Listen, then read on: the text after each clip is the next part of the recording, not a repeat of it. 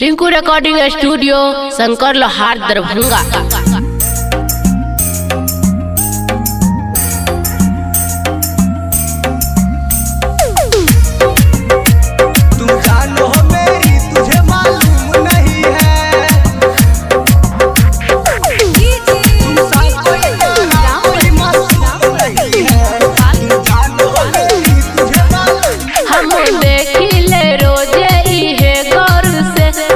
चक्कर चलता केहू और से, चक्कर चलता केहू और से। हम देखिले रोजे इहे गौर से, राउर चक्कर चलता केहू और से। रोजी करती है क्या सब मुझे है पता, आप ही बोलिए क्या ये बात सही है। तुमसा कोई प्यारा कोई मासूम नहीं है, तुम जान हो मेरी तुझे मालूम नहीं है। तुमसा कोई प्यारा कोई मासूम नहीं है, तुम जान हो मेरी तुझे मालूम नहीं है। तुमसा कोई प्यारा कोई मासूम नहीं है, मालूम नहीं है। तुम जान हो मेरी तुझे मालूम नहीं है, मालूम नहीं है, मालूम नहीं है।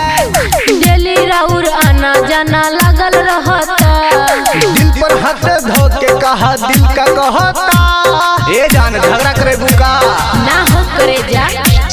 डेली राउर आना जाना लगल रहता, दिल पर हाथ धो के कहा दिल का कहता। कहाँ से रात भर सब मुझे है खबर, कौन है जो ये जादू चला रही है। तुमसा कोई प्यारा कोई मासूम नहीं है, तुम जान हो मेरी तुझे मालूम नहीं है। तुमसा कोई प्यारा कोई मासूम नहीं है, तुम जान हो मेरी तुझे मालूम नहीं है। तुमसा कोई प्यारा कोई मासूम नहीं है, मालूम नहीं है। तुम जान हो मेरी तुझे मालूम नहीं है, मालूम नहीं है, मालूम नहीं है।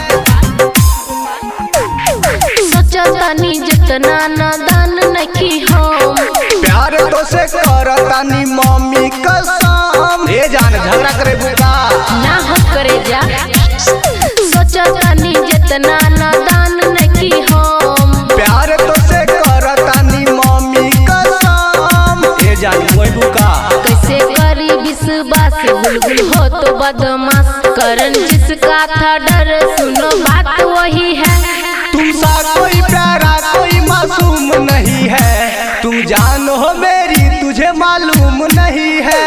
तुमसा कोई प्यारा कोई मासूम नहीं है, तुम जान हो मेरी तुझे मालूम नहीं है। रिंकू रिकॉर्डिंग स्टूडियो शंकर लोहार दरभंगा।